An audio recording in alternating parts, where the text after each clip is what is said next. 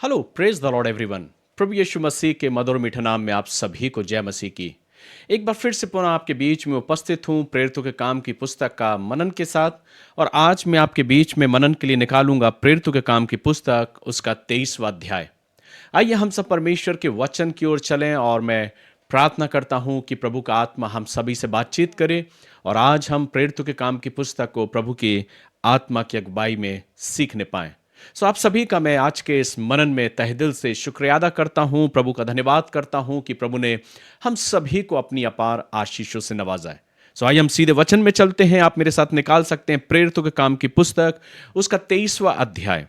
कुछ यूं लिखा है कि पौलुस ने महासभा की ओर टकटकी लगाकर देखा और कहा, हे भाइयों, मैंने आज तक परमेश्वर के लिए बिल्कुल सच्चे विवेक से जीवन बिताया है। हम जानते हैं 22वें अध्याय तक हम मनन कर चुके थे और हमने इस बात को देखा था कि किस प्रकार से पौलुस को महासभा के सामने ले जाया गया। पौलुस के विषय में पहले से ही भविष्यवाणी कर दी गई थी कि जब वो यरूशलेम जाएगा तो उसको बंधुआ बनाया जाएगा, उसे जंजीरों से जकड़ा जाएगा, महासभा में उसे खड़ा किया जाएगा, लोग उस पर आरोप लगाएंगे। लेकिन इनके बावजूद भी पौलुस कदापि पीछे नहीं हटा और वो प्रभु के उस वचन का प्रचार करने के लिए और अपने जीवित गवाही को देने के लिए यरूशलेम के लिए रुख करता है।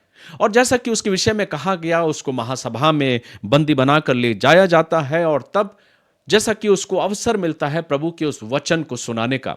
जब हम पहले पदों को पढ़ते हैं तो हम इस बात को देखते हैं कि पौलुस ने अपने जीवन की जीवित गवाही को देखा और उस महासभा के बीच में उसने इस बात को कहा कि मैंने एक सच्चे विवेक के साथ अपने जीवन को बिताया है। और जैसे ही पौलुस इस बात को बोलता है, इस पर हनन्याह जो समय का महायाजक था वो उसे आदेश देता है कि उसको थप्पड़ मारे। और जैसे ही लिखा है दूसरे पद में, इस पर हनन्याह महायाजक ने उसको, जो उसके पास खड़े थे, उनके मुंह पर थप्पड़ मारने की आज्ञा दी। तब पौलुस ने उससे कहा, हे चूना फिरी हुई भीत, परमेश्वर तुझे मारेगा। तू व्यवस्था के अनुसार मेरा न्याय करने को बैठा है और फिर क्या व्यवस्था के विरुद्ध मुझे मारने की आज्ञा देता है। यहां पर पौलुस को नहीं मालूम था कि यह उस समय का महायाजक है और जब हनन्याह उसको आज्ञा देता है कि इसको थप्पड़ मारा जाए और जब वहां खड़े लोग उसको थप्पड़ मारते हैं तो उसके विषय में लिखा है कि पौलुस उस हनन्याह के विषय में कुछ ऐसे शब्दों का उपयोग करता है जैसा लिखा है, हे चूना फिरी हुई भीत, परमेश्वर तुझे मारेगा। लेकिन जो ही पौलुस को पता चलता है कि यह महायाजक है, वो अपनी गलती को स्वीकार करता है और उस महायाजक को आदर और सम्मान और रिस्पेक्ट देते हुए अपनी बात को दोहराता और कहता है, जो पास खड़े थे उन्होंने कहा, क्या तू परमेश्वर के महायाजक को बुरा भला कहता है? इस पर पौलुस ने क्या कहा? इस पर पौलुस कहता है, पौलुस ने कहा, हे भाइयों, मैं नहीं जानता था कि यह महायाजक है, क्योंकि लिखा है, अपने लोगों के प्रधान को बुरा ना कहे। तो पौलुस के जीवन से जब हम इस बात को देख रहे हैं तो हम इस बात को पा रहे हैं कि पौलुस बखूबी पूर्ण रीति से परमेश्वर के उस सेवक का सम्मान करता है और अपने शब्दों के प्रति वो अपने उस बात को भी व्यक्त करता है कि उससे गलती हुई और उसने अपने शब्दों के प्रति, उस महायाजक के प्रति अपने उस सम्मान को व्यक्त करते उस बात को कहा, क्योंकि लिखा है, अपने लोगों के प्रधान को बुरा ना कहे।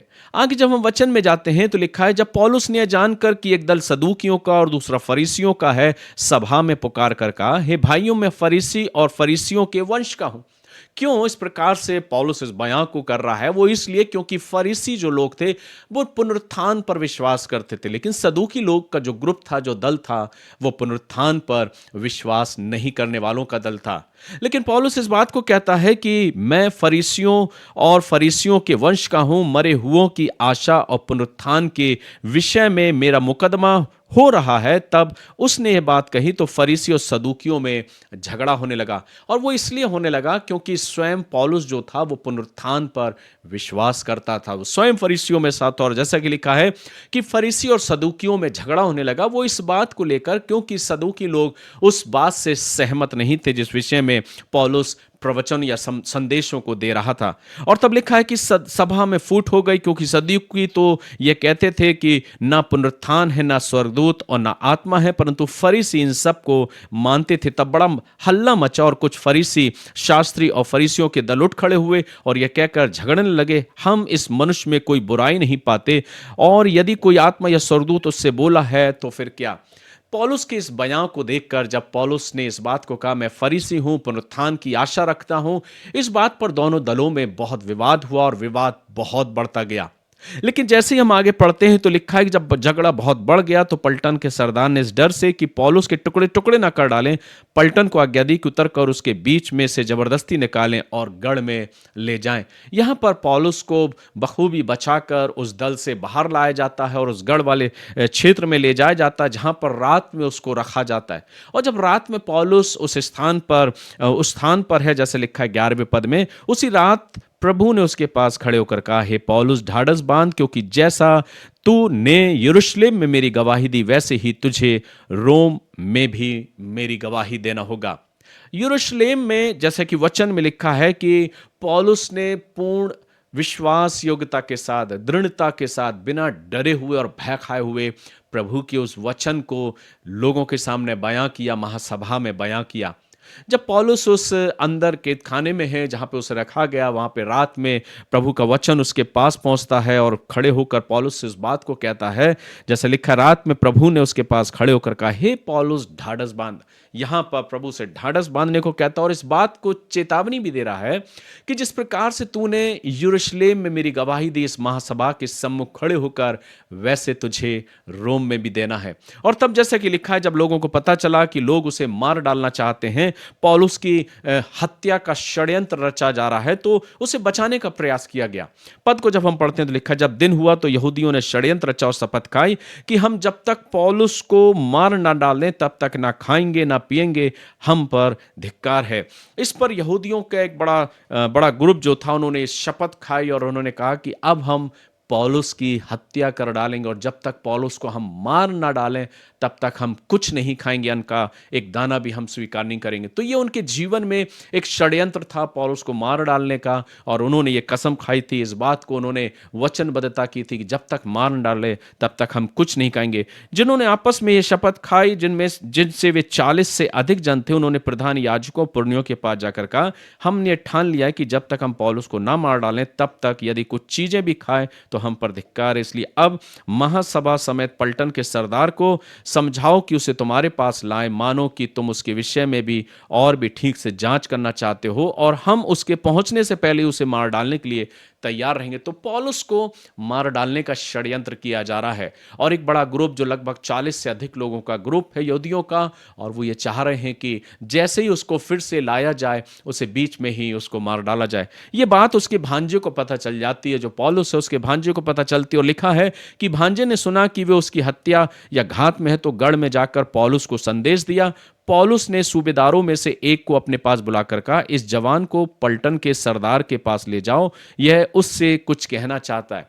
पौलुस के कथन के अनुसार उसे पलटन के सरदार के पास ले जाया गया और पौलुस के उस भांजे को जब सरदार के पास ले जाया गया तो वचन कहता है कि पौलुस के विषय में जब यह षड्यंत्र का पता चला तो वहां का जो सरदार है वो उसे अलग ले जाकर सुरक्षित रखना चाहता है। जब हम वचन पढ़ते हैं तो लिखा है, पौलुस ने मुझे बुलाकर विनती की कि यह जवान पलटन के सरदार से कुछ कहना चाहता है, इसे उसके पास ले जा।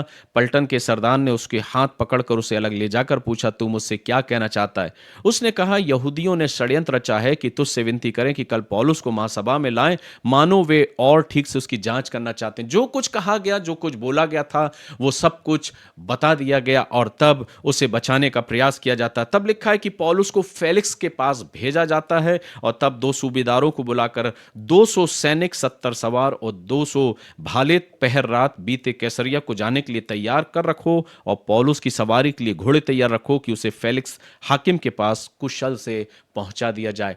जैसे ही पता चलता है तो पौलुस को फेलिक्स के पास पहुंचाया जाता है। उसने इस प्रकार की चिट्ठी भी लिखी और जैसा वचन में लिखा है कि जब महामहिम फेलिक्स हाकिम को क्लौदियुस लुसियास का नमस्कार, इस मनुष्य को यहूदियों ने पकड़कर मार डालना चाहा, परंतु जब मैंने जाना कि रोमी है तो पलटन लेकर छुड़ा लाया। मैं जानना चाहता था कि वे उस पर किस कारण दोष लगाते हैं, इसलिए उसे उनकी महासभा में ले गया। तब मैंने जान लिया कि वे अपनी व्यवस्था के विवादों के विषय में उस पर दोष लगाते हैं। तो जो कुछ करा गया, जो कुछ बताया गया, जैसा कि यरूशलेम में जाने के लिए पौलुस अपने उस वचन को बांटने के लिए तैयार था, पौलुस गया, वहाँ एक जीवित गवाही को दिया और अपने विश्वास को प्रकट भी किया। और जैसा कि दोनों ग्रुपों में जो कि एक विवाद था, उस विवाद को लेकर पौलुस को लोग मार डालना चाह रहे थे। लेकिन परमेश्वर की योजना के तहत उसे बचाकर कितने लोगों के साथ उसे क्लौदियस के पास पहुंचाया जाता ताकि वो सुरक्षित रहे। और तब लिखा है, परंतु मार डाले जाने और बांधे जाने के योग उसमें कोई दोष नहीं। जब मुझे बताया गया कि वे इस मनुष्य की घात में लगे हैं, तो मैंने तुरंत उसको तेरे पास भेज दिया और मुद्दई को भी आज्ञा दी कि तेरे सामने उस पर नालिश करें। अतः जैसी सैनिकों को आज्ञा दी गई थी, वैसे ही पौलुस को लेकर रातों रात अंतरिप्यास में आए। दूसरे दिन वे सवारों को उसके साथ जाने के लिए छोड़कर आप गढ़ को लौटे। उन्होंने कैसरिया पहुंचकर हाकिम को चिट्ठी दी और पौलुस को भी उसके सामने खड़ा किया। उसने चिट्ठी पढ़कर पूछा, यह किस प्रांत का है? और जब जान लिया कि किलिकिया का है, तो उससे कहा, जब तेरे मुद्दई भी आएंगे तो मैं तेरा मुकदमा करूंगा। और आगे लिखा है, और उससे उसे हेरोदेस के किले में पहरे में रखने की आज्ञा दी। तो पौलुस को वहाँ से क्लौदियस के पास पहुँचाया जाता है और जैसा कि फेलिक्स के पास उसको पहुँचाया जाता है। और जब वहाँ पर उसके विषय में जो भी चर्चा की जा रही थी कि उसको मार डालना चाह रहे थे, उसको ख़त्म कर देना चाह रहे थे, उसके विषय में उसको फिर वहाँ पर उस किले में उसे सुरक्षित रखा जाता है। और तब फेलिक्स के सम्मुख जो पौलुस है उसको खड़ा किया जाता है। सो मेरे प्रियो, जब इस वचन को हम पढ़ते हैं और जब इस वचन के विषय में जब हम मनन और चिंतन करते हैं, तो हम इस बात को देखते हैं कि पौलुस बड़ी विश्वास योग्यता के साथ प्रभु के उस वचन को लोगों तक पहुंचाता है, प्रभु के वचन को देता है। और ये इस बात को प्रकट करती है, जब हम वचन को पढ़ते हैं तो हम इस बात को पाते हैं कि परमेश्वर पौलुस की रक्षा करता है। बेशक एक बड़ा ग्रुप, एक बड़ा दल पौलुस को मार डालने का षड्यंत्र रच रहा था, लेकिन परमेश्वर पौलुस को संभालता है, प्रभु उसको संभालता है, अपना वचन देता है और उसे वहाँ से निकालकर फेलिक्स के पास पहुँचाता है कि वहाँ पर भी रोम में जाकर वो अपने संदेशों को, अपने वचन की, अपनी जीवित गवाही को वो प्रकट करे।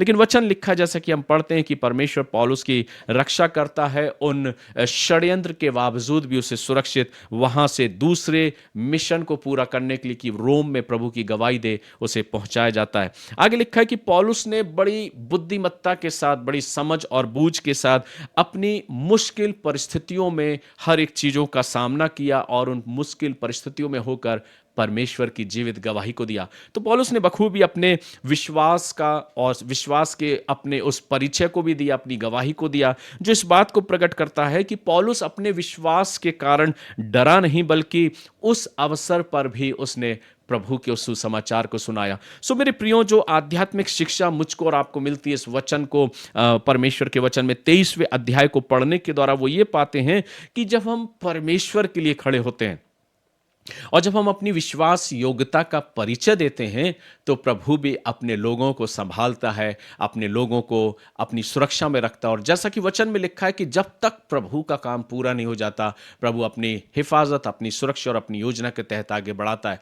तो ये वचन जो आज हम पढ़ते हैं, वो इस बात का प्रगटीकरण है कि मुझे और आपको भी अपने विश्वास में मजबूती के साथ जब हम खड़े होते हैं प्रभु की योजनाओं के तहत, प्रभु अपने काम को, अपनी योजनाओं को हमारे जीवन में पूरा करता है। वो हमारा मार्गदर्शन करता है, हमारी हिफाजत करता है, हमें सुरक्षा देता है। चाहे लोग हमारे खिलाफ क्यों ना, चाहे कितने भी षड्यंत्र हमारे प्रति क्यों ना रचे जाएं, हम परमेश्वर की सुरक्षा और उसकी हिफाजत में होते हैं, क्योंकि प्रभु स्वयं हमारी रक्षा करता। परमेश्वर अपने उद्देश्यों को पूरा करना जानता है और करना चाहता है। ये नहीं कि प्रभु अपने अपने उद्देश्यों को पूरा करना नहीं चाहता। जिस प्रकार से पौलुस ने बड़ी विश्वास योग्यता के साथ, धैर्यता के साथ और बड़े साहस के साथ हर एक परिस्थिति का सामना किया और प्रभु की जीवित गवाही को दिया, आज मेरे और आपके लिए भी ये अवसर है, ये चुनौती है, ये मौका है कि हम और आप विपरीत परिस्थितियों में किस प्रकार के अपने व्यवहार को, अपने जीवन को व्यक्त करते हैं। लेकिन 23वां अध्याय जो है परमेश्वर का वचन, वो ये सिखाता है कि हमें और आपको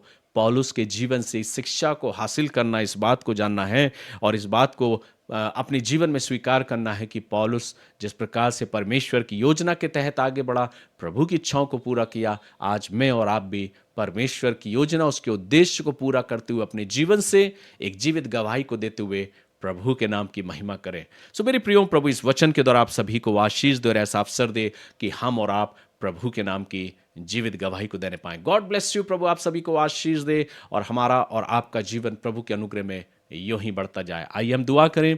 प्यारे प्रभु, बड़ी शुक्रगुजारी के साथ हम तेरे करीब आते हैं, धन्यवाद देते हैं आज के सुंदर और आशीषित पल के लिए। जो वचन बोया गया प्रभु, इस मनन के लिए प्रभु हमें अवसर दे कि हम तेरे वचन के अनुसार अपने जीवन में विश्वास की दौड़ को पूरा करें और अपने जीवन से आपकी जीवित गवाही को दें।